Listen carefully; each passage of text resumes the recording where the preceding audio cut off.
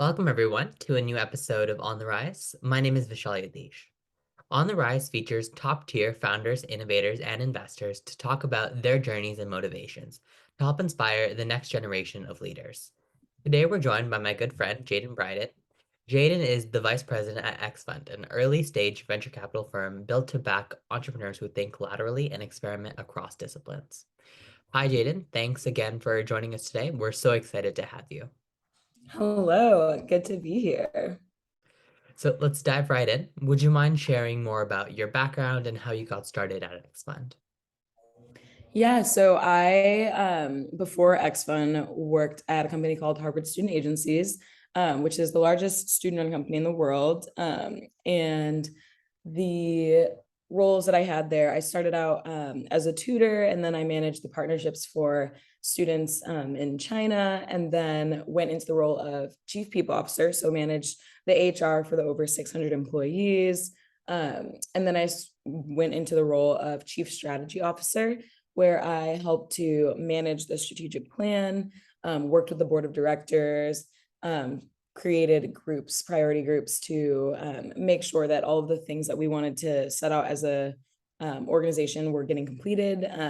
And from there, I ended up going into Xfund, and it's been really interesting because Xfund focuses on investing in founders coming out of the university context and working on early stage startups. So that means that it might be as small as two founders, an idea, working on a product.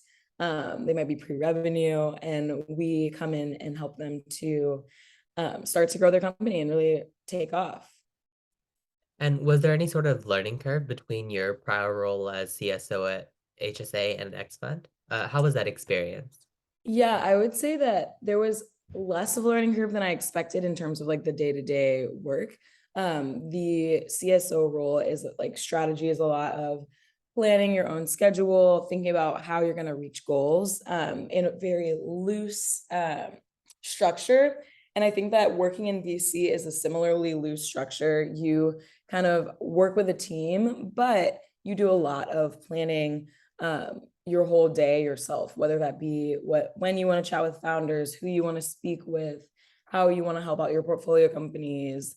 And so the biggest learning curve was just trying to understand how to evaluate companies, especially early stage companies where there's not a lot of data.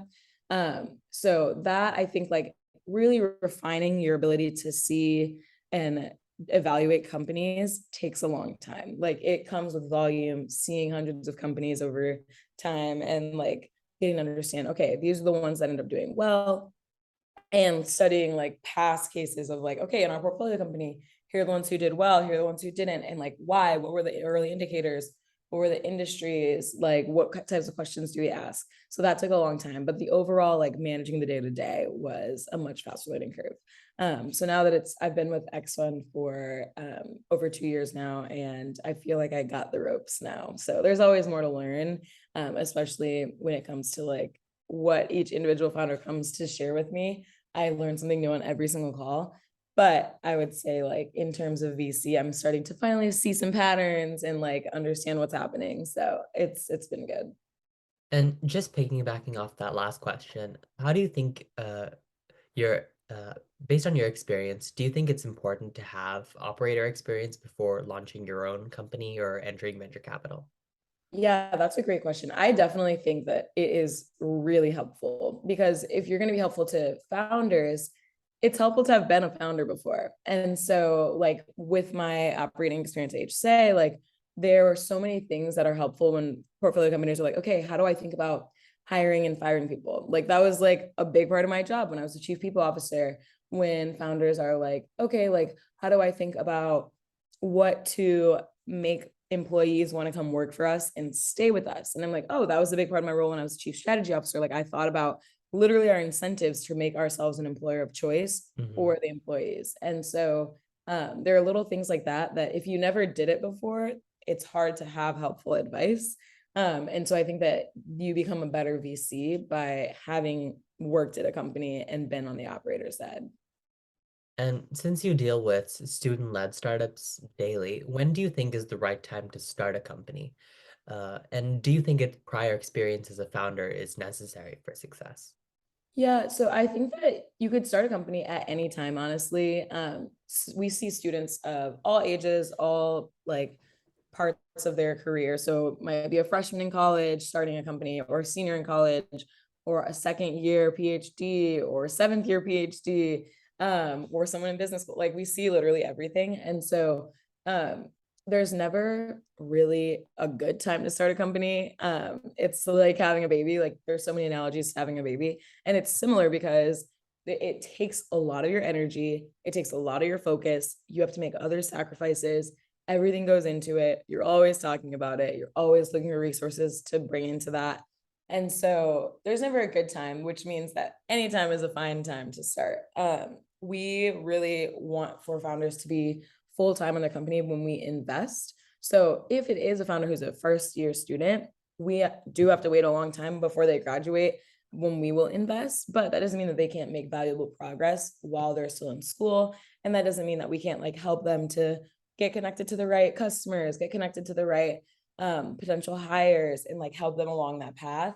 And sometimes students will step away from school to go full time if they really feel like the timing is perfect. And so that could happen at any time in somebody's school career. And you mentioned that Xfund only backs founders who work on their company full time. What sort of metrics or factors does Xfund look at when considering whether or not to back a startup or not? And we're talking like the size of the company, number of co-founders, stuff like that. Yeah, so an unsatisfying answer, but it really depends. We don't have specific metrics since every industry is so different. It really depends. Sometimes, like one time, we backed a founding team of two, and like that was great. They had a product that they were working on, and we felt conviction that this space made a lot of sense. We really liked the team. Other times, it's been a team of five, and like they have hundreds of thousands of dollars in ARR and annual recurring revenue. And we will back that team. And like it's a different industry. It's one where you need to have some kind of revenue for us to believe that this would work. So it really depends. There's not like any literally zero metrics that we are specifically like, if it's not this, we're not investing. The only thing we need to see is that you're full time. And then it's kind of fair game. Mhm. And Xfund focuses on early stage startups. Do you invest at the seed and idea stage as well? Yes, we do, but I would say that the the gamut of early stage is really vast. Like that could be people now have like they call it pre-seed. Sometimes people are like, oh, this is a series A, but it really just depends. Sometimes people, if they have bootstrapped it to like a good point where they're like, okay, we feel comfortable with these revenues, they'll skip the seed round and just go right into a price series A. But we invest through all of those pre-seed, seed, series A. So yeah. Cool. And in a general sense, what is the application or consideration process like for a student-led startup seeking funding from Xfund? Yeah, so we will first, one of our team of three investors will meet with the founder, and then if we decide to like elevate the team and continue doing diligence, the rest of the team will meet them, and then we'll reach out to folks who are experts in that industry to get references and see if the team is a team that is really a strong set of founders, like the people with whom they've worked say positive things about them, and if we think that the company is going to be able to step into and fit into a white space in their industry and have a good impact that will be productive and profitable. And so we'll do that diligence process. And then that can take anywhere from like a couple weeks to a couple months. We'll extend an offer if we decide to move forward, and then we kind of go from there. And based on your experience, what are some of the qualities that strong founding teams have that make them successful? And are there any specific examples you could highlight? I would say that strong founding teams definitely have integrity. So you can tell that like they're not taking shortcuts. They're perseverant. So they're like, okay, if this doesn't work, we're gonna pivot, or we're gonna like, double down, buckle down and see what's gonna work better. They are very like persuasive. We have a founder who was brilliantly persuasive. She was really good at negotiation. She negotiated like amazing terms with us. And we thought that that was really powerful because if you can negotiate good terms with VCs who like we spend a lot of our time negotiating, the like for with us, we knew that she would be able to also negotiate well with her customers, negotiate well with future employees, and negotiate well with future investors. So that's a really good skill to have. That's going to be really beneficial as you're building a company. And then I would also say, um, is somebody who just really believes in themselves and what they're doing. Like people have to really be their first believer when everyone is telling them it's not going to work. They have to believe it is going to work, and they have to go against the grain because startups by nature are going against the grain of what already is the status quo. So those are some of the main traits I would say. And what is next for Xfund over the next 5 to 10 years? So are you thinking of expanding your network to more universities or yeah? Great question. I would say our next up is to raise Xfund 4. We've done 3 funds so far. We're currently deploying capital out of Xfund 3. So next up will be fundraising a new fund. And we will probably expand into some more of the top universities of innovation as we start to continue to expand our networks into more universities that are just fostering great innovation and entrepreneurship. And to close this out, thank you so much. And to close this out, one final question. What advice would you give to young leaders who are looking to go into venture capital and investing in startups? Yeah, I would say if you're looking to go into VC, um, it really makes sense to be in and around entrepreneurship because the strongest VCs are the people who have a strong entrepreneurial network. So people who know founders, who have been around founders, who can help founders. If you've started a company, that's even better because you'll really get what you're talking about when you go in and try to help founders and invest in companies. So I would really say that that's very important. And like as you're getting into the world of VC, that comes hand in hand with entrepreneurship. Don't think of yourself as like a finance person, think of yourself as like an entrepreneur support. So that's what I would say.